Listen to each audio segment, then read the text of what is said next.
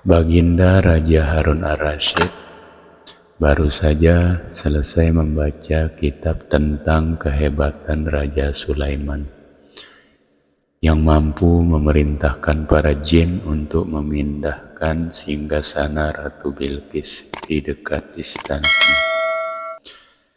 Baginda tiba-tiba merasa tertarik.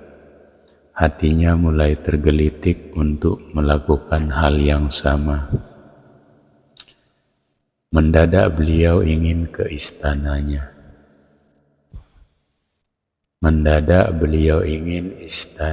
Dipindahkan ke atas gunung, agar ia bisa lebih leluasa menikmati pemandangan di sekitar.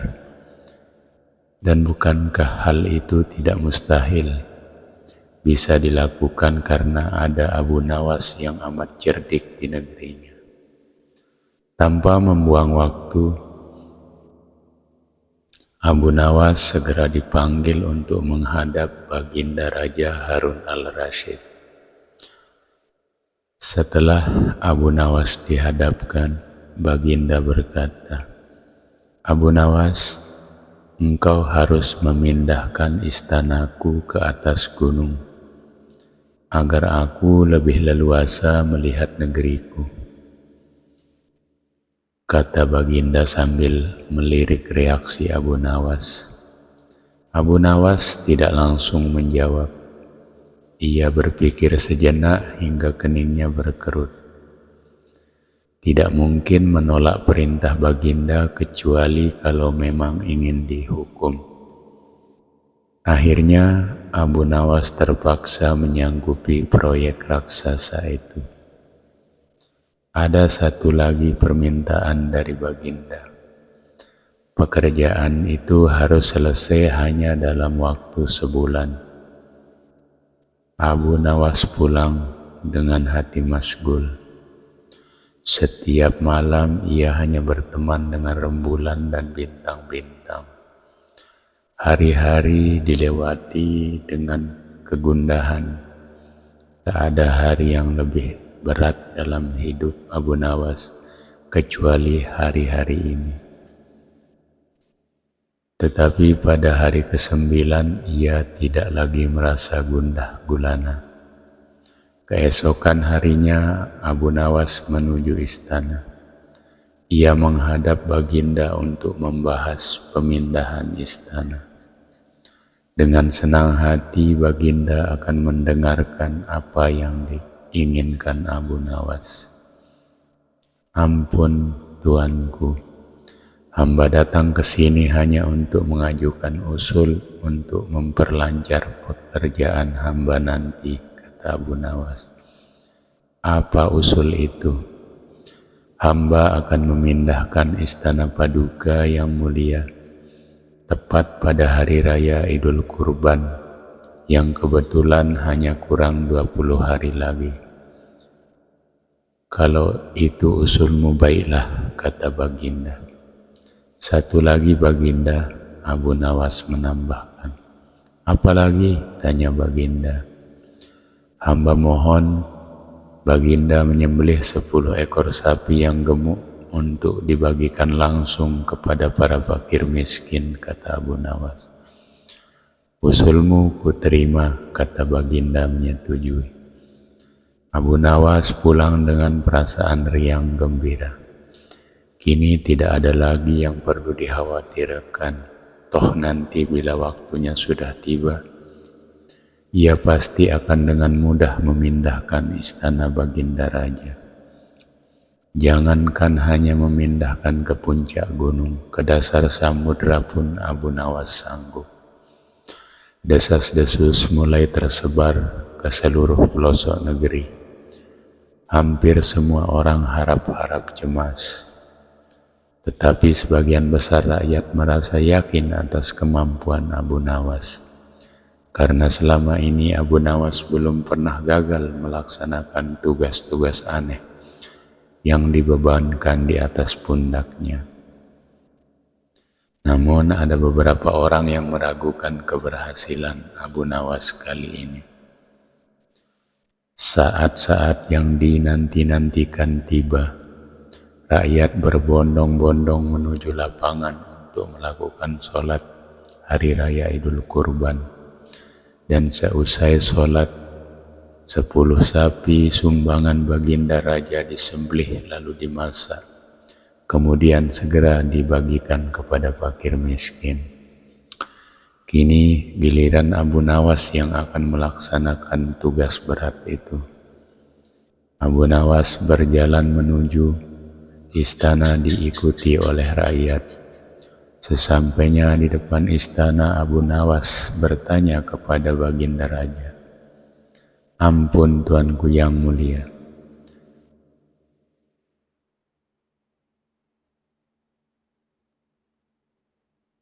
apakah istana sudah tidak ada orangnya lagi?"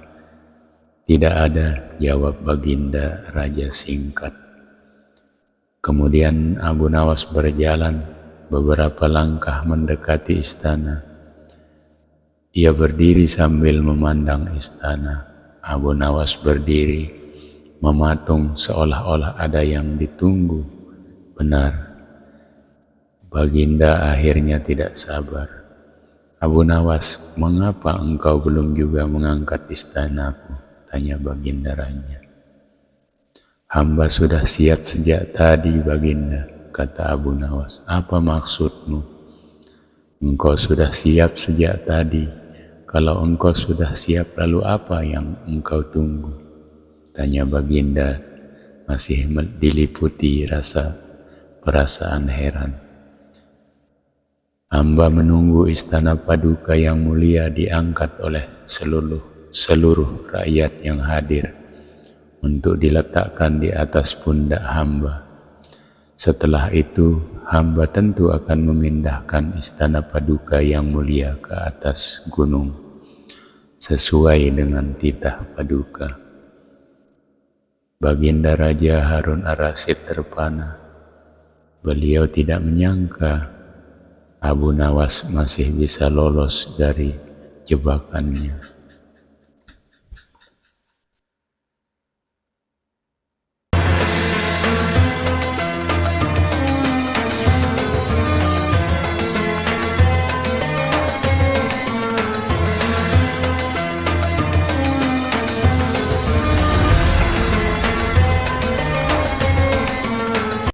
Pada suatu saat di negeri tempat tinggal Abu Nawas, diadakan pertemuan antar para raja yang memang kaya raya. Para raja saling bercerita mengenai kekayaan yang dimiliki, termasuk istana dan yang akan dibangun setelah pertemuan itu usai. Ada raja yang memiliki kebun yang luas dengan hiasan permata, danau yang indah, gemerlapan kolam-kolam yang indah, gedung dan istana dan sebagainya. Semua orang yang mendengar penuturan raja-raja itu berdecak kagum, kecuali Abu Nawas. Malah Abu Nawas berusaha mengingatkan dan menyadarkan mereka dari melimpahnya harta dunia yang fana. Abu Nawas berkata kepada mereka, "Kalau harta, aku melihat ke bawah, tetapi kalau agama, aku melihat ke atas." "Hai Abu Nawas, apa maksudnya itu?" tanya beberapa raja. "Kalau tentang harta, maka lihatlah orang yang lebih miskin. Niscaya engkau akan bersyukur. Karena dengan rasa syukur, maka kalian akan memperoleh nikmat yang lebih banyak. Tapi kalau amal, maka lihatlah orang yang lebih bertakwa daripada kalian. Niscaya kalian akan bertambah rajin untuk beribadah kepada Allah Subhanahu wa ta'ala," jelas Abu Nawas. Mendengar penjelasan Abu Nawas tersebut, orang-orang mulai sadar akan apa yang telah mereka miliki dan mereka banggakan. Akan tetapi mereka tiba-tiba terkejut dengan Pernyataan Abu Nawas. Aku lebih kaya dari Tuhan, ucap Abu Nawas spontan. Tentu saja ucapan Abu Nawas itu mendapat tanggapan yang luar biasa kaget. Tidaklah heran jika seisi ruangan pertemuan heboh dibuatnya. Ada sebagian yang bilang kalau Abu Nawas berkata bohong. Ada yang bilang kalau Abu Nawas berani berkata demikian memang tiada buktinya. Sebagian lagi tidak percaya. Sebagian lagi punya keyakinan bahwa Abu Nawas mempunyai maksud tertentu di balik kata-katanya. Karena Abu Nawas bikin heboh pertemuan, akhirnya Baginda Raja memerintahkan prajuritnya untuk menangkap Abu Nawas. Setelah ditangkap, Abu Nawas dihadapkan ke Baginda Raja. Benarkah kamu mengatakan bahwa kamu lebih kaya dari Tuhan? Tanya Raja. Benar, Tuanku yang mulia, jawab Abu Nawas. Apa maksudmu kamu lebih kaya dari Tuhan? Tanya Raja Harun. Karena kenyataannya hamba memang demikian, jawab Abu Nawas dengan santai. Sanggupkah kamu membuktikan perkataanmu? Tanya Raja. Sanggup, Tuanku, jawab Abu Nawas. Apa sanksinya bila ternyata kamu tidak sanggup membuktikannya? Tanya Raja Harun. Hamba akan rela dihukum oleh Tuanku, jawab Abu Nawas. Nah, sekarang buktikanlah, perintah Raja. Baginda yang mulia, bukankah Tuhan kita tidak mempunyai anak dan juga tidak diperanakkan, sedangkan hamba ini mempunyai anak dan ibu, karena hamba hanyalah makhluk, bukan sang Khalik, jawab Abu Nawas. Mendengar penuturan Abu Nawas tersebut, Raja Harun ar-Rasyid merasa puas. Bahkan sang raja malah memerintahkan kepada Abu Nawas agar menyebarluaskan opini tersebut kepada seluruh penduduk. Akhirnya Abu Nawas lolos lagi dari hukuman sang raja. Mari kawan-kawan kita petik dan ambil hikmahnya dari nasihat Abu Nawas tadi. Semoga cerita ini bermanfaat. Kita ketemu lagi di next video selanjutnya. Wallahul muwaffiq wal hadi ila sabilir rasyad. Assalamualaikum warahmatullahi wabarakatuh.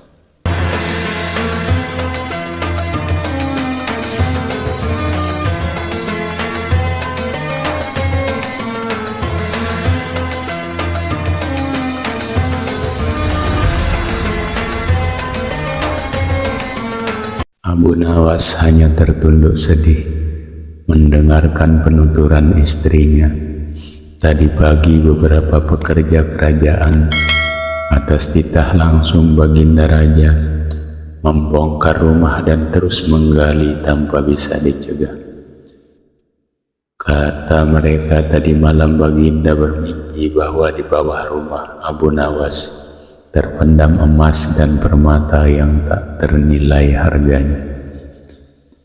Tetapi setelah mereka terus menggali, ternyata emas dan permata itu tidak ditemukan. Dan Baginda juga tidak meminta maaf kepada Abu Nawas untuk mengganti kerugian. Inilah yang membuat Abu Nawas memendam-mendam amarahnya. Lama Abu Nawas memeras otak, namun belum juga ia menemukan muslihat untuk membalas Baginda.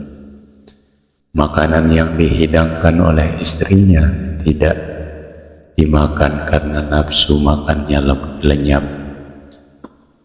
Malam pun tiba, namun Abu Nawas tetap tidak beranjak. Keesokan harinya Abu Nawas melihat lalat-lalat mulai menyerbu makanan Abu Nawas yang sudah basi. Ia tiba-tiba tertawa ria. Tolong ambilkan kain penutup untuk makananku dan sebatang besi. Abu Nawas berkata kepada istrinya. Untuk apa? Tanya istrinya heran. Membalas Baginda Raja, kata Abu Nawas singkat dengan muka berseri-seri. Abu Nawas berangkat menuju istana. Setibanya di istana, Abu Nawas membungkuk hormat dan berkata, "Ampun tuanku, hamba menghadap tuanku Baginda hanya untuk mengadukan perlakuan tamu-tamu tidak diundang. Mereka memasuki rumah hamba tanpa izin dari hamba dan berani memakan makanan hamba." "Siapakah tamu-tamu yang tidak diundang itu, wahai Abu Nawas?" sergap Baginda. "Lalat-lalat ini tuanku," kata Abu Nawas sambil membuka penutup piringnya.